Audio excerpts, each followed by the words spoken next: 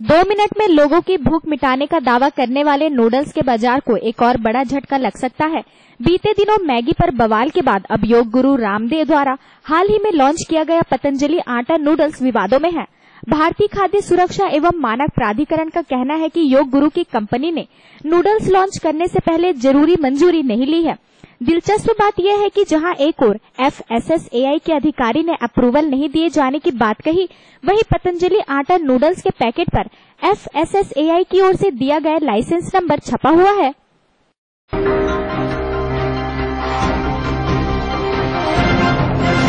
France की राजधानी Paris में एक बार फिर फायरिंग हुई है। पुलिस के तलाशी अभियान के दौरान कुछ लोगों ने फायरिंग की। घटना आज सुबह 4 बजे की है। 13 नवंबर को हुए आतंकी हमले के बाद फायरिंग की खबर से पूरे शहर में दहशत का माहौल है।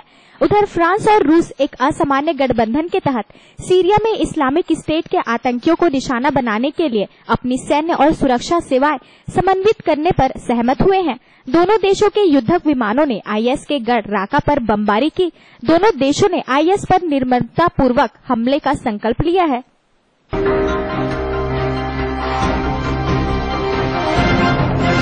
बीजेपी नेता शत्रुघ्न सिन्हा ने एक बार फिर अपनी पार्टी पर हमला बोला है। नेतृत्व पर सीधा हमला बोलते हुए शत्रुघ्न ने कहा कि निहित स्वार्थ वाले लोग बिहार चुनावों में मिली हार से सबक सीखने से इनकार कर रहे हैं। इसके साथ ही सिन्हा ने प्रधानमंत्री नरेंद्र मोदी पर निशाना साधते हुए कहा कि किसी में भी इतनी हिम्मत या DNA नहीं है कि मुझे निशाने पर ले सके। हार के लिए जवाबदेही तय करने के वरिष्ठ नेताओं की मांग का पक्ष लेते हुए सिन्हा ने कहा कि साझा जिम्मेदारी का कोई मतलब नहीं है।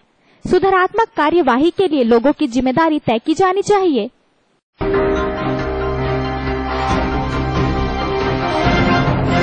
प्रियंका गांधी के पति और सोनिया गांधी के दामाद रॉबर्ट वाड्रा की मुश्किलें बढ़ने वाली है। हरियाणा के मुख्यमंत्री मनोहर लाल खट्टर ने कहा कि अगले 6 महीने में वाड्रा जेल के भीतर होंगे।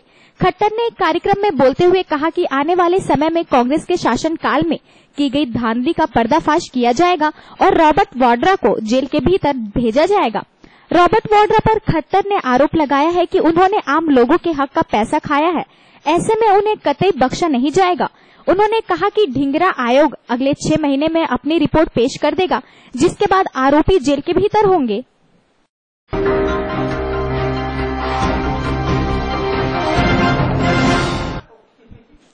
पूर्वोत्तर नाइजीरिया के योलो में लोगों की भीड़ में किए गए एक बम विस्फोट में 30 से अधिक लोगों की मौत हो गई। यह हमला ऐसे समय किया गया जब कुछ ही दिन पहले योला आए राष्ट्रपति मोहम्मद बुहारी ने घोषणा की थी कि बोको हराम हार के कगार पर है।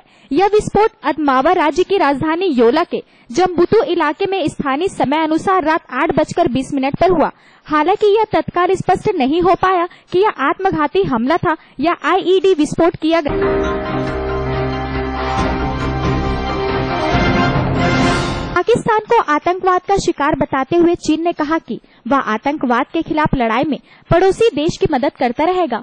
चीन ने भारत के साथ भी वृहद आतंकवाद निरोधक सहयोग की बात कही है, जिसमें अंतर्राष्ट्रीय स्तर पर सहयोग शामिल है।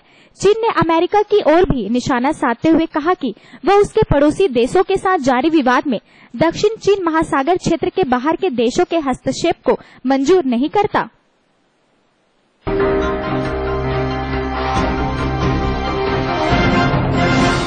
केंद्रीय गृह मंत्री राजनाथ सिंह 5 दिन की यात्रा पर बुधवार को बीजिंग पहुंचेंगे और पेरिस हमले की पृष्ठभूमि में दोनों देशों में सुरक्षा सहयोग को मजबूत बनाने की कोशिश के बीच वह सीमा पार से आतंकवाद का मुकाबला करने सहित कई मुद्दों पर बातचीत करेंगे। करीब 1 दशक की अवधि में राजनाथ सिंह चीन का दौरा करने वाले पहले गृह मंत्री होंगे। उनका बीजिंग में चीन के अधिकारियों के साथ बातचीत का कार्यक्रम है। बीजिंग के बाद वह शंघाई भी जाएंगे, जो चीन का प्रमुख वित्तीय केंद्र है।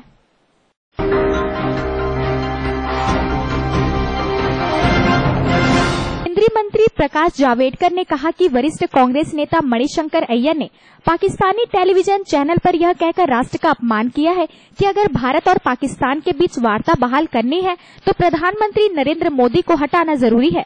केंद्रीय वन एवं पर्यावरण मंत्री ने गुवाहाटी में पत्रकारों से कहा, मैं समझता हूं कि मणिशंकर अय्यर ने अपना मानसिक संतुलन खो दिया है और पाकिस्तान के एक चैनल पर ऐसी बात कही है। अय्यर का बयान न सिर्फ प्रधानमंत्री के लिए बल्कि राष्ट्र के लिए भी अपमान है।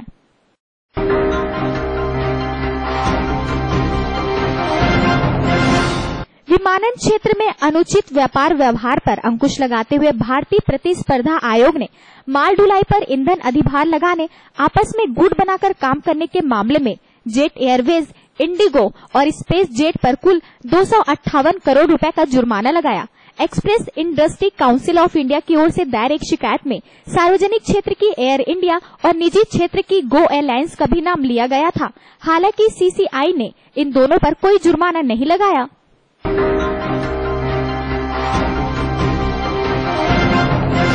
प्रधानमंत्री नरेंद्र मोदी के स्वच्छ भारत अभियान को बेहद गंभीरता से लेते हुए हरियाणा सरकार ने एक नई योजना शुरू की है, जिसके अनुसार खुले में शौच करने वालों को सरकारी नौकरी नहीं दी जाएगी। District rural development agency Kurukshetra की ओर से ब्लॉक कोऑर्डिनेटर, क्लस्टर मोटिवेटर्स के पद पर आवेदन के लिए यह नियम जारी किया गया है। पदों के लिए जारी सरकारी नोटिस में योग्यता के कॉलम में उम्मीदवार का ग्रेजुएट होने के साथ घर में शौचालय रखने वालों तथा खुले में शौच निवृत्ति न करने वालों को वरीयता दिए जाने की बात कही गई है।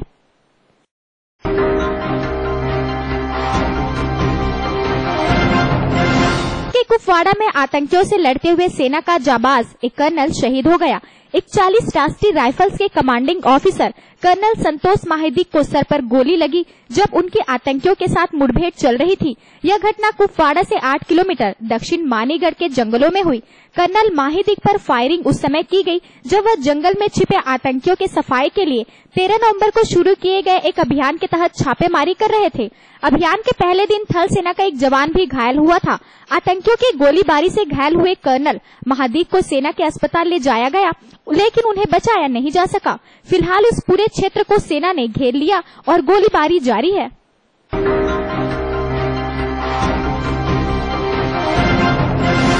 अरुणाचल प्रदेश विधानसभा अध्यक्ष नवाब रेबिया पर अपने लिव इन पार्टनर को 4 सालों तक मानसिक और शारीरिक तौर पर प्रताड़ित करने का आरोप लगा है। महिला के वकील द्वारा रेबिया को हाल ही में भेजे गए कानूनी नोटिस का जवाब नहीं मिलने के बाद राज्य पुलिस ने इस मामले के तहत प्राथमिकी दर्ज कराई जा चुकी है।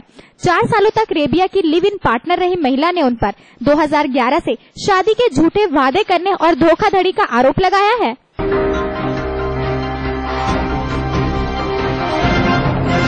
बॉलीवुड के सुपरस्टार एक्शन किंग अभिनेता अक्षय कुमार की आगामी फिल्म एयरलिफ्ट का टीजर जारी हो गया है। इसकी पहली झलक को देखकर यह लग रहा है कि दोबारा से यह खिलाड़ी फिल्म बेबो और फिल्म स्पेशल 26 जैसे एक और शानदार फिल्म लेकर आ रहा है। फिल्म एयरलिफ्ट 1990-91 इराक कुवैत युद्ध के दौरान कुवैत से भारतीयों की निकासी पर आधारित है। फिल्म के निर्देशक राजा कृष्णा मेनन है। फिल्म में लंच बॉक्स अभिनेत्री निर्मित कौर भी शामिल है। अक्षय ने टीजर रिलीज करते हुए ट्विटर पर लिखा है कि यह फिल्म उनके लिए बेहद खास है और वह ये उम्मीद करते हैं कि दर्शकों को यह पसंद भी आएगी।